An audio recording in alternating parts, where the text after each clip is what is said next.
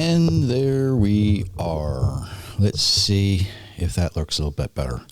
I'm back. Thank you all so much for letting me take some time. But it is really, really, really good to be back. More on that next time. If you like the things that you hear and see, I appreciate it. Please don't be afraid of those share buttons, notifications, subscribe. All those good things help us. If you're listening to the audio only, I would appreciate it if you go to YouTube and go ahead and hit that subscribe button. It just helps people find us much, much easier. You know how all the algorithms works by now. Before I left, I was working on something, and I've done this rant on artificial intelligence before. All of you know that, right? Everybody knows that what I think of artificial intelligence. Is it a useful tool? Yes. Is it going to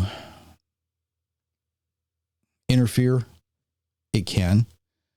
Should people who believe the Bible use it? Depends on how you use it.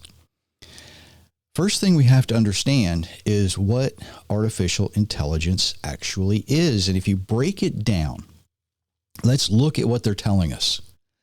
Artificial means fake, right? It's fake intelligence. But what does intelligence mean? Intelligence means that it is the ability to acquire and apply knowledge and skills. Okay? That's not what is being sold to us as artificial intelligence. Artificial intelligence is actually being sold to us as something much, much, much different. Artificial intelligence is nothing more, and I've said this many times, it's nothing more than a very, very, very fast search engine. It goes out, searches the probably hundreds of thousands of digitized documents. It has to be digitized. It has to have access to this stuff. And what it does in return is offers us a summary of what it finds. Now, how we interpret that summary, well, that's up to us, isn't it? Right? That's really up to us. The problem is not all of the information is digitized, but a bigger problem is all of the information it has access to, mankind has written, with the exception of the Bible. And artificial intelligence doesn't like to base any of its summaries on just the Bible. You can limit it to that, but it depends on how you type in your search inquiry. We often hear the word consensus, right? Now, a consensus, it sounds awfully official, right? It sounds good. A consensus of scientists. Well, a consensus, according to the Cambridge Dictionary, is defined this way: a generally accepted opinion. A generally accepted opinion. Wide agreement. Now, an opinion doesn't have to be proven, does it? An opinion needs no explanation. Remember back in the 1950s, 4 out of 5 doctors smoked Camels. I kind of doubt that consensus would be there today. I hope it wouldn't anyway. What we need to do when we're thinking about AI is not accept the opinion, not accept the consensus. What we should be doing as people who believe in the Bible is believing the Bible. Exodus 23:2, you shall not follow the crowd in wrongdoing. It goes on to say, when you testify in a lawsuit, do not pervert justice by siding with the crowd. If we apply that to a broader spectrum, we're not going to follow the crowd just because there's a consensus. You don't have to believe unproven theory, whether it's evolution or whatever. It doesn't matter. You need those witnesses and sound science that is both repeatable and observable, that is something we can believe. If you look at the science of archaeology today, there are many, many, many things in archaeology that says the Bible's true. The Bible's real. You can believe it. We have so many witnesses. Alone witnesses is not sufficient to establish a wrongdoing or a thing or a sin. That comes from Deuteronomy 19. Proverbs 3:5 says, trust in the Lord with all your heart. Do not lean on your own understanding. Now, I watched a video before I left, and they were talking about the Dead Sea Scrolls and how they used AI to look at these Dead Sea Scrolls. And they said, oh, look what AI found. AI found that not all of the Dead Sea Scrolls were written by the same person. They're not all the same. Well, they thought they'd found something new, but they hadn't. They hadn't. Let me reach back here for a second. Why do you think there is a book by Emmanuel Toub called The Textual Criticism of the Hebrew Bible? It's because he recognized, now he was one of the first, if not the first person who was in charge of looking over the Dead Sea Scrolls. And he said, there's some variations here. Some of them are minor. Most of them are minor. But he said, there's some variations. Now, how did this happen? Because our legend is that, the scribes were so careful as they wrote these things down. Well, think about this. 2,000 years ago, 2,500 years ago, people would, they didn't have access to books like we have today. They would hear something, maybe read in a meeting or a synagogue, maybe being spoken by a prophet, and they would say, oh, I've got to remember that. Now, if they didn't know how to read and write, they would go find somebody who could and say, I need you to write this down for me. And they would then give them their feedback. They would tell them what to write. Now, that's going to give us different handwriting. It's going to give us different dialogue. The other thing is, people from, let me say this first. People from Great Britain and people from the United States speak English, but they spell things differently. So even in the Hebrew language, if you were in one part of Israel and somebody else was in another part of Israel and you were writing something down, you might not pronounce it exactly the same way, so you might not spell it exactly the same way. That's some of those very minor differences in the criticisms. And we're not criticizing what was written. We're looking at it critically. We're looking at it as close to critically as we can.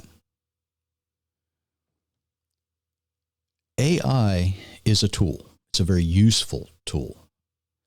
If you have a project you want to do, maybe it's building a building, you can ask AI to give you a list of supplies that you will need. And you can go farther and say, what's the least expensive way to do this?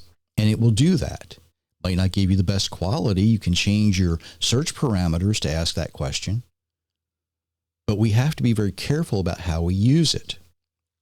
A friend of mine who worked in IT for many, many, many years decided he wanted to build a new computer.